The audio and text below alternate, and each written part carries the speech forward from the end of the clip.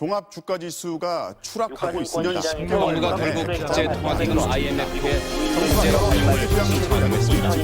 경제 혼생 한계 신화를 뒤로한 채 사실상의 국가 부도를 인정하고. 안녕하세요. 현실 주의자입니다. 자, 지금 미국채가 또 떨어지고 있습니다. 그러니까 수익률이 올라가고 있는 거죠. 미증시가 또 떨어지고 있습니다. 어이구, 그러세요?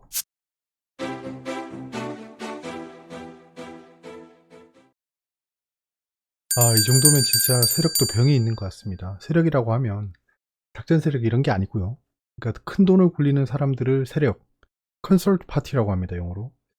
이 정도로 흔들어 제끼면 결국에는 상하방으로 크게 움직이겠죠. 왜냐하면 나가 떨어질 사람은 떨어지니까요. 미증시가 하락 중입니다. 근데 빅스가 좀 상승하고 있어서 조심은 해야 되지만 이거는 참 되게 애매하네요. 왜냐, 지금 최근에 증시가 많이 움직이고 있는데 가만히 있는 사람과 사고팔고 했던 사람을 생각해보면 가만히 있었던 사람이 훨씬 낫습니다. 결과론적으로 그렇죠. 결과론적으로 봐도 그렇고 방법론적으로 봐도 그렇습니다. 저는 뭐 가만히 있었죠. 진짜 단기 트레이딩도 안 했습니다. 뭐 바쁜 것도 있고 단기 트레이딩 할 만한 종목도 없으니까 그냥 가지고 있는 건데요. 지금 한두 종목이 약간은 좀 위험해서 그걸 약간 걱정하고 있는 건 있지만 나머지는 뭐 그냥 그렇습니다. 뭐 사실 뭐 이 타이밍에 팔고 나가는 것도 애매하고 명분이 없잖아요. 명분이 결국엔 진짜 기가 막힌 호재가 발생하던가 그럼 털고 나가고 재료 소멸 이러고 나가면 되니까 그런 것도 없고, 이 금리가 발작하는 건 2013년에도 그랬지만 그냥 단기 이슈였습니다. 단기 이슈. 그렇게 뭐 빅딜이 아니다. ETF 때문에 변동성이 극대화된 것도 있습니다. 저기 지금 빅스 보이시죠? 빅스 같은 것도 그렇고 ETF에 돈이 크게 몰리고 이 프로그래밍을 통한 매매, 퀀트 매매라고 하죠. 퀀트 매매는 약간 순간순간 매매를 하는 초단타 매매를 일컫긴 하지만 그런 식으로 프로그램된 인공지능이 도입된 매매 방법이 세력들에게 도입됨으로써 ETF로 돈이 빠르게 이동하고 있어요. 조금이라도 빨리 알고리즘이 매매를 하는 거죠. 그런 것 때문에 지금 증시의 변동성이 커졌다라고 경제 분야 분석가들이 얘기하고 있습니다. 보시면 뭐 마이클 버리시도 이렇게 얘기했죠. 그 빅쇼트의 주인공이죠. ETF 패시브 펀드로 자금이 유입되는 거죠. 그러니까 패시브 투자의 영향력이 너무 커지면서 문제가 나타나고 있다라고 분석하고 있는 거죠. 이제 당분간 할 말을 제가 다 했어요. 브리핑만 할게요. 그래서 이제 데일리 브리핑만 하겠습니다. 똑같은 말을 계속 해봐야 뭐 무슨 의미가 있겠습니까? 뭐 했다 말다 하고 하면 그냥 전파 낭비죠. 그냥 굳이 지금 현재 현상에 대해서 데이터가 어떻게 흘러가는지 보시려면 어제 영상을 보시면 될 것 같습니다. 예, 단기 트레이딩 목록 지금 변한 게 없죠. 많이 빨간색으로 바뀌었죠. 이제 거의 다 빨간색으로 바뀌길 아주 염원합니다. 염원하고 있고 지금 세틀뱅크가 약간 애매해졌어요. 예, 세틀뱅크가 쿠팡주로 자리를 못 잡고 있고, 더군다나 제가 쿠팡주 흐름을 한번 말씀드린 적 있죠. 근데 그거대로 움직일 줄 알았던 이 꿈나무들이 결국엔 리타이어 되고 있습니다. 서울식품 같은 움직임을 제가 예상했었어요.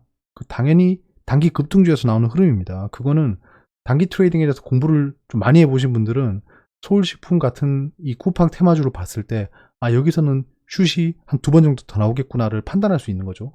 그것을 판단해서 또 찍고 들어갔는데 백지 똑같이 흘러가다가 여기서 또 안 흘러가네요. 혹시 내가 이렇게 말해서 안 가는 건가? 라는 생각도 들고요. 좀 많은 생각이 들었습니다. 이 흥국 FMB를 보면서 갈 때 못 가주는 걸 보고 뭐지? 라는 생각이 좀 들었어요. 옛날에 혼자 조용히 투자할 땐 잘 가는데 좀 애매하네. 아무튼 쿠팡이 오는 11일에 뉴욕 증시 대비할 듯이라고 합니다. 이제 슬슬 롤러코스터 시작되겠네요. 이렇게 되면 상한가를 갔다가 상한가에서 막 마무리돼 있다가도 풀려서 하한가 오고 막 이런 일도 발생해요. 이제 왜냐하면 디데이가 다가왔기 때문이죠. 이게 작전주에 대한 디데이 매매입니다. 지금 쿠팡 관련주 상승 지금 크게 하는 서울식품 같은 거, 서울식품 회사야 뭐 정말 열심히 하는 분들 많고 거기도 일을 열심히 하고 있지만 이 주식은 그렇지 않습니다. 약간은 좀 냄새가 나죠. 서울식품이 진짜 미래 촉망받는다. 쿠팡이 나스닥 상장하면 시총 1조의 기업이 된다 이런 얘기를 하시는 분은 없겠죠. 지금 서울식품을 사고 계신 분들도 어차피 다 단기적인 상승을 노리고 들어간 사람들이기 때문에 언제든지 폭락할 수 있다는 명심해야 됩니다. 쿠팡 테마주는 언제든지 폭락할 수 있다. 뭐 정치 테마주 뭐 이 종목을 뭐 이재명 씨랑 엮였대라고 사시는 분들이 설마 뭐 중장기 투자로 들어가진 않겠죠. 근데 한번 물려서 하한가 맞고 쭉쭉 하락하다 보면 이제 슬슬 가치 투자자가 됩니다.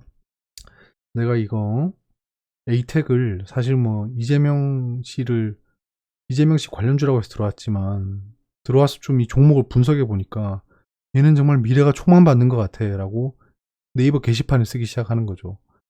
뭐 떨어지면 더 산다. 세력아 응? 나 이번에 얼마 오면 더 산다. 이런 얘기만 하고 있습니다. 그래서 그런 분위기에 휩쓸리지 마시고 사람들이 항상 물리고 나면 그 종목의 전문가가 됩니다. 물리기 전에는 그 종목이 뭐한 종목인지도 몰라요. 근데 물리고 나면 엄청나게 공부를 합니다. 그러니까 마이너스 40% 돼 있으면 그 종목에 대해서 엄청 빠삭한 겁니다. 그래서 게시판 가보면 하락을 엄청나게 하는 종목들의 사람들이 엄청나게 막 분석한 글을 써요. 그럼 그 글을 왜 사기 전에 써야지 왜 물린 다음에 쓰는 걸까요?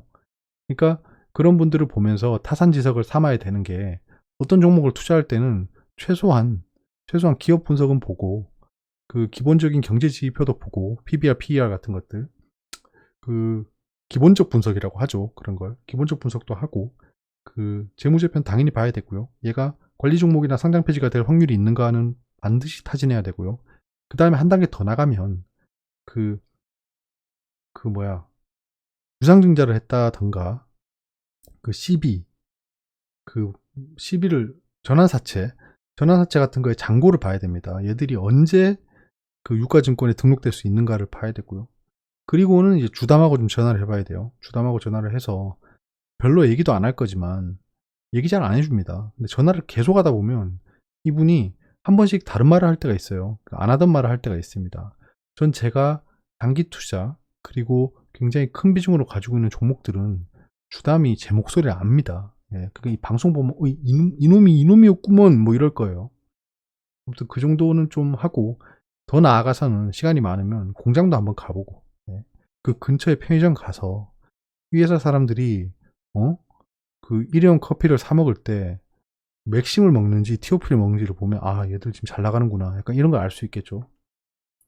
그리고 리플, 비트코인, 알트코인 하나를 보유하고 있습니다. 알트코인은 뭐 워낙 변동성이 크니까 말씀드리긴 좀 애매하고 진짜 정말 폭등할 만한 흐름이 나올 것 같아서 이거는 완전 토테미즘 매매입니다. 그냥 진짜 차트만 봤을 때 네가 정말 주식 차트랑 똑같이 움직인다 라고 했을 때는 넌 진짜 급등각이구나 라는 거 하나 들고 있어요. 팔고 나면 말씀드릴게요. 예, 팔고 나면 이것도 재미로 봐주시면 될 것 같아요. 투두리스트가 다시 부활했습니다. 지금 4차 산업혁명 수혜 섹터라고 해서 제가 이걸 내가 왜 안 하고 있지라고 하다가 파일을 열어보니까 제 3회 제가 만들었는지 모르겠지만 어느 정도 만들어져 있더라고요. 정말 신기합니다. 짬이 날 때마다 비몽사몽 만들었더라고요. 그래서 이 4차 산업혁명 수혜 섹터를 하고요. 말씀드렸던 공매도 잔고 및 대차 분석을 좀 할 겁니다.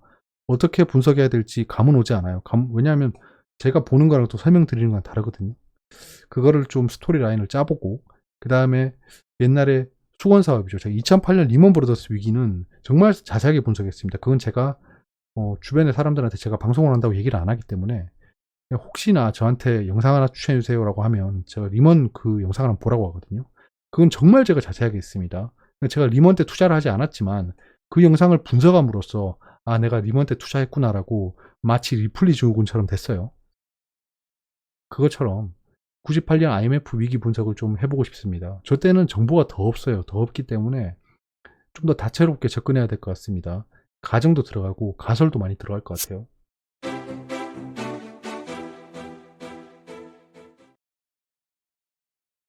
외신입니다. 자, 월스트리트이 오픈핸드 터치 로워. 자, 떨어지고 있다.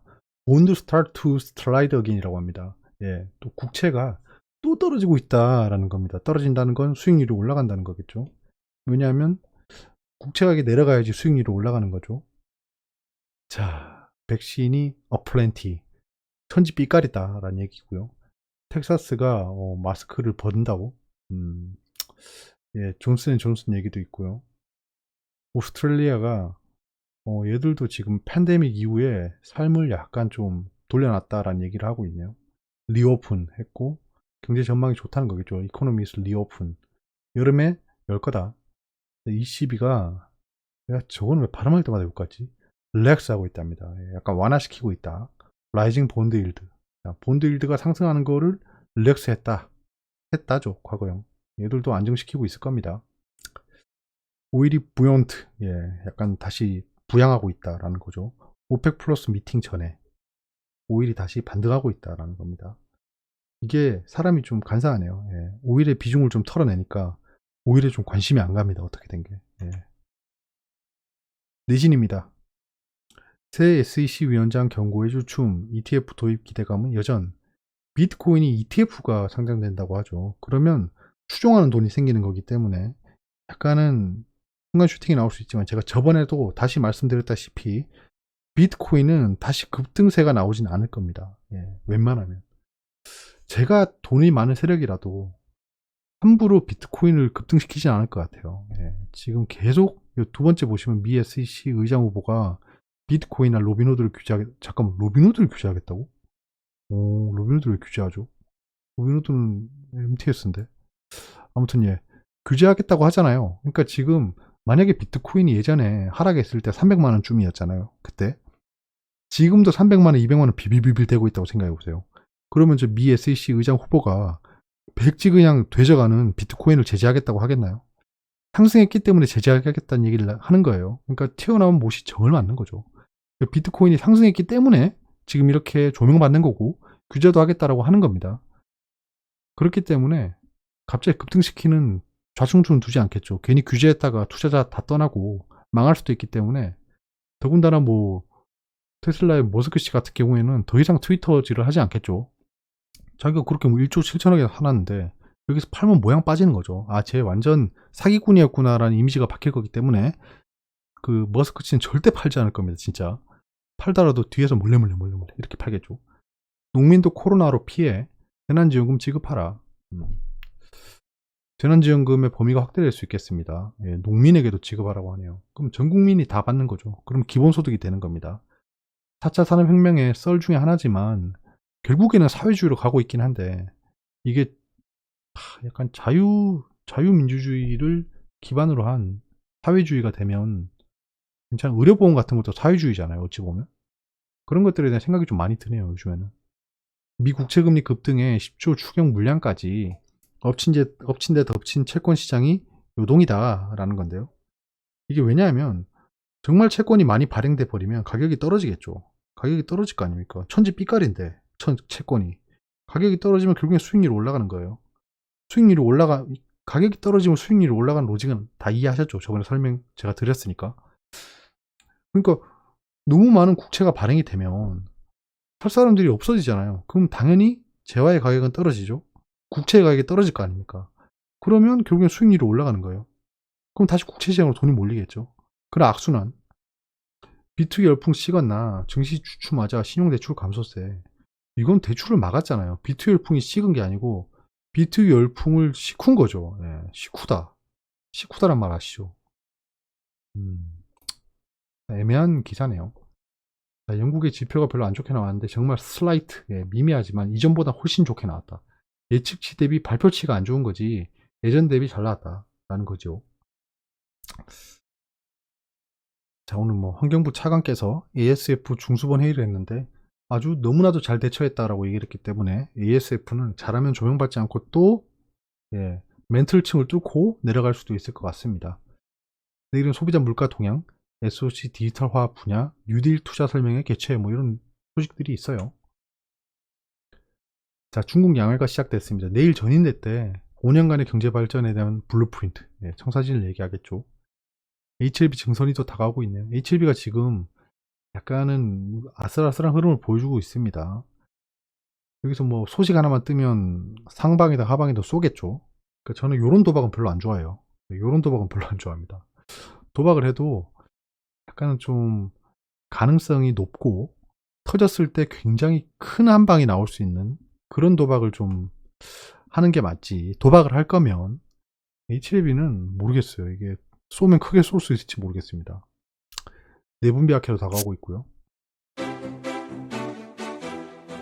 여기서 하락을 한번 크게 하면 얘기가 달라지죠. 이 차트도 바둑이랑 똑같은 것 같아요. 봉이 하나 생기면 그게 바둑 한 수랑 똑같은 것 같습니다. 이 수가 놓여져야지 판단할 수 있는 거죠. 자, 오늘 시간에는 좀 올랐는데요. 지금 미증시 뭐 하락 중이니까 내일 또 시초가에 곡소리 나겠죠. 그러면 안 보는 게 낫다. 예. 이것도 색깔 안 바꿨네요. 저 약간 좀 나사가 좀 빠졌나? 예. 자, 지금 어차피 증시는 좀 올랐어요. 올랐고 상승 하락 종목수도 굉장히 안정적이고 기관을 샀습니다. 근데 연기금은 사지 않았죠. 결국엔 금융투자가 다시 공격적으로 좀 매수를 했다. 이 밑을 좀 업데이트 했습니다.